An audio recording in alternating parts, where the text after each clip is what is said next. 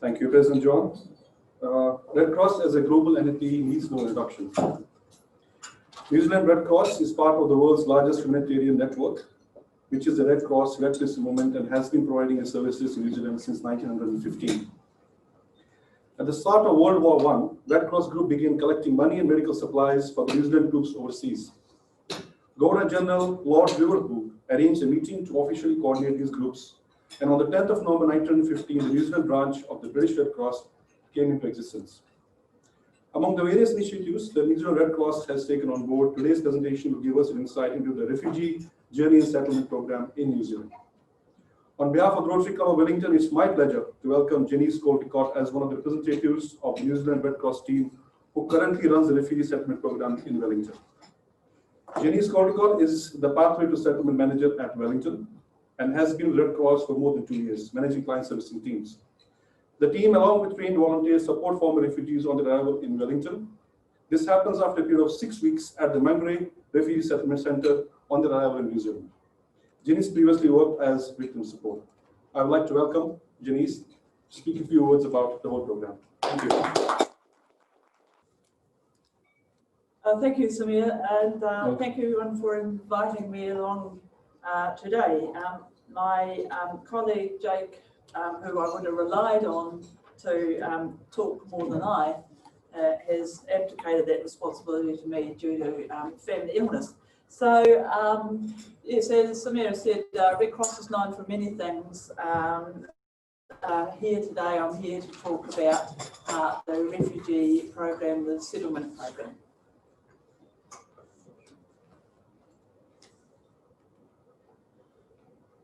So, as you're probably aware, and it's been talked about before, what is the definition of a refugee? So, in 1951, convention from UNHCR, so that's United Nations High Commissioner for Refugees, had put together this definition of a refugee. So it is different to a migrant who has a choice on where they want to live leaving their home country. A refugee doesn't have that choice. They would have experienced persecution for various reasons, and it's unsafe for them to stay in their home country. So the United Nations High Commissioner for Refugees is mandated to lead and coordinate international action to protect refugees and resolve refugee problems worldwide, to safeguard their rights and their well-being. Unfortunately, it's very sad that it continues to be a huge displacement crisis around the world, and that has just escalated more and more as more people are displaced from their home country. So here we have a diagram showing, so over 70 million people have been displaced from their homes. Now, that's as of 2018, and that probably continues to grow. So that means that they're internally displaced. It's 41.3 million. They've gone from their own home town or city, but are still living in their home country. 25.9 million, that's refugees who had to flee their own country, and 3.5 million asylum seekers. So asylum seekers are those who have fled their home country, but have yet to be recognised as refugees and make application in their country of arrival. That's not to say that they haven't experienced the same atrocities as refugees. They would usually have, and so they are so fearful that they have decided to flee themselves rather than waiting for the protracted process of being recognised as a refugee.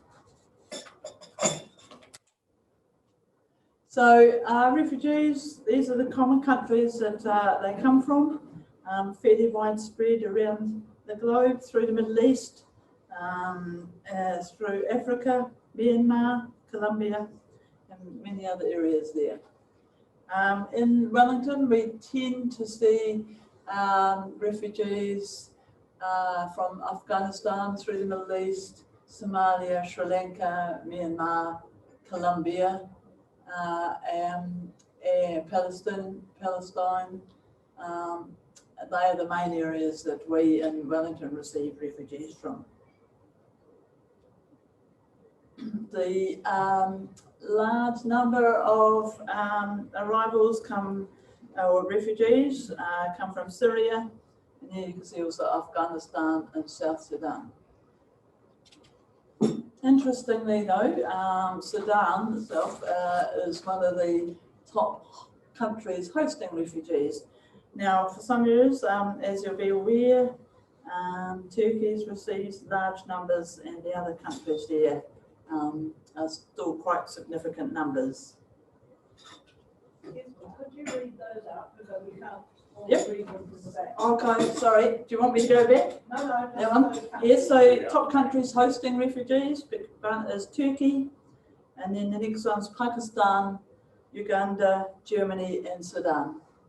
So thank you for pointing that out. I'll change the fonts for the next presentation.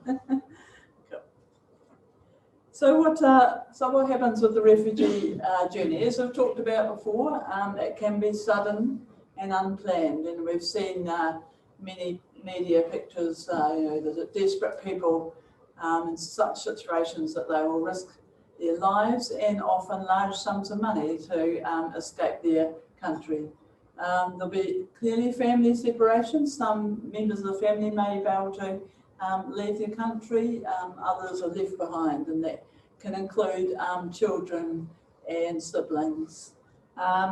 It's a risky journey no matter what way or what pathway that they leave their country, and clearly, of course, leaving their own country, plus also the separation, can be very traumatic and filled with uncertainty, and also being isolated from what you know. So there are a number of options refugees experience. So at times there could be a civil war or incursion where that could be short-lived, and there may be opportunity for people to return to their home country when conditions are stable. And that can sometimes happen. However, often the unrest or the reason why they left in the first place will emerge again, and they may need to leave their home country again. So local integration, so not unsurprisingly, in most instances, refugees will go to their nearest country or safest border crossing, so they may be living in the country next to their own home country, and they may then be able to settle into that country, depending on the local laws or the support that they're able to be given. That is still can be very much uncertain, and no stability, and sometimes living in their next country to where their home country is. So that can be fraught with difficulties and danger and uncertainty as well. And then the one that we're talking about here, resettlement in a third country. So coming to a very new, very different culture, such as those coming to New Zealand.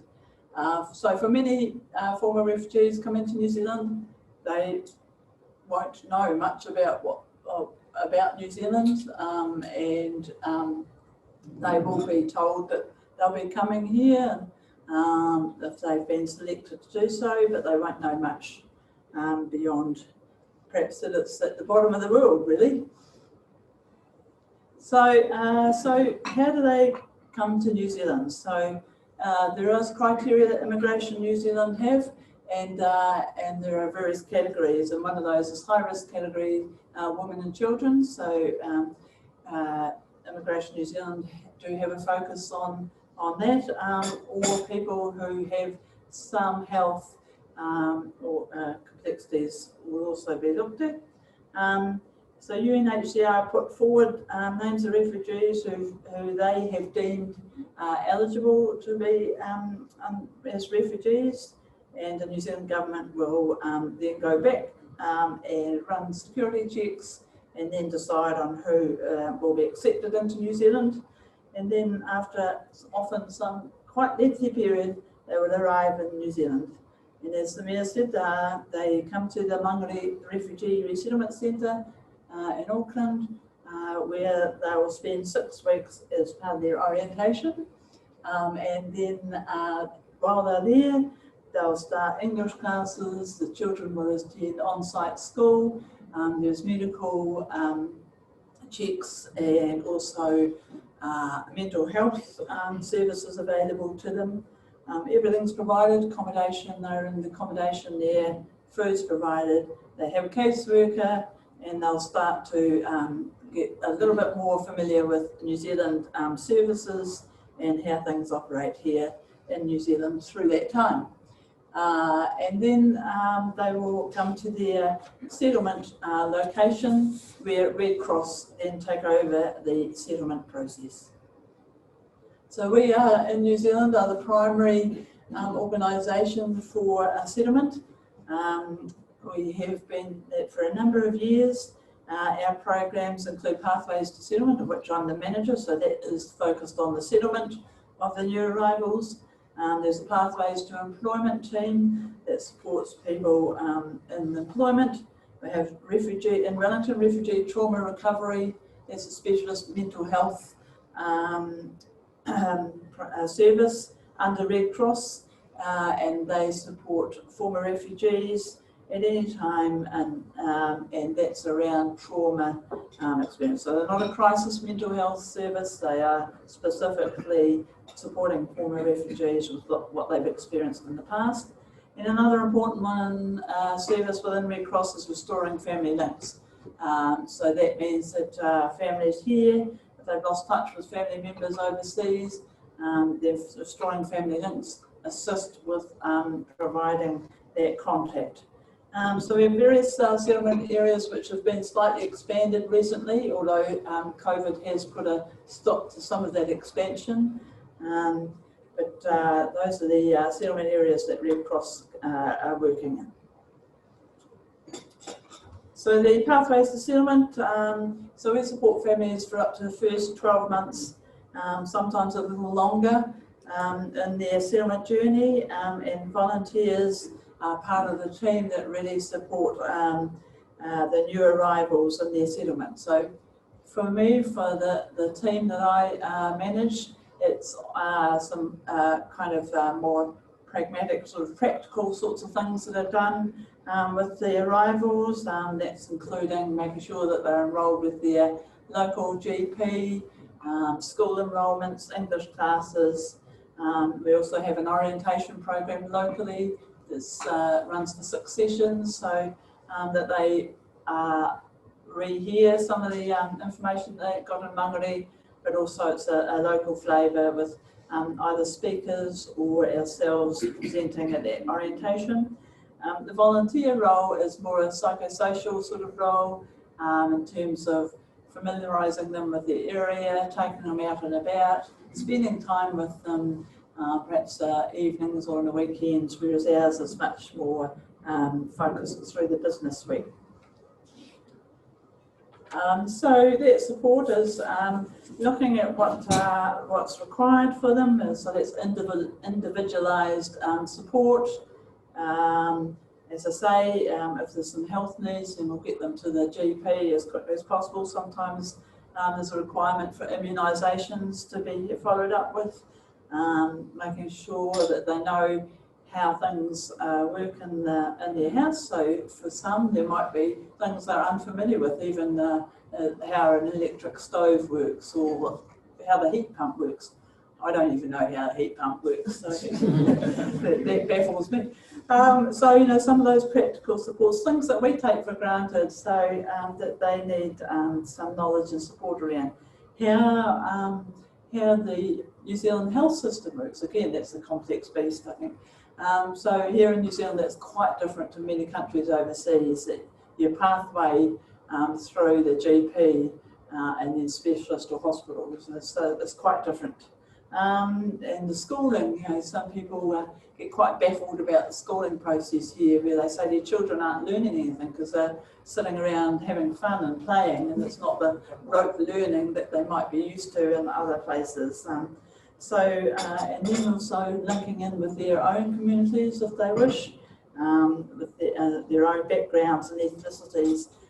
Wellington's in a really fortunate position that we have a large number of very established, long-established communities, having received people from other ethnicities for a long time. So we have some very established groups, plus organisations such as Changemakers that are made up of different community groups.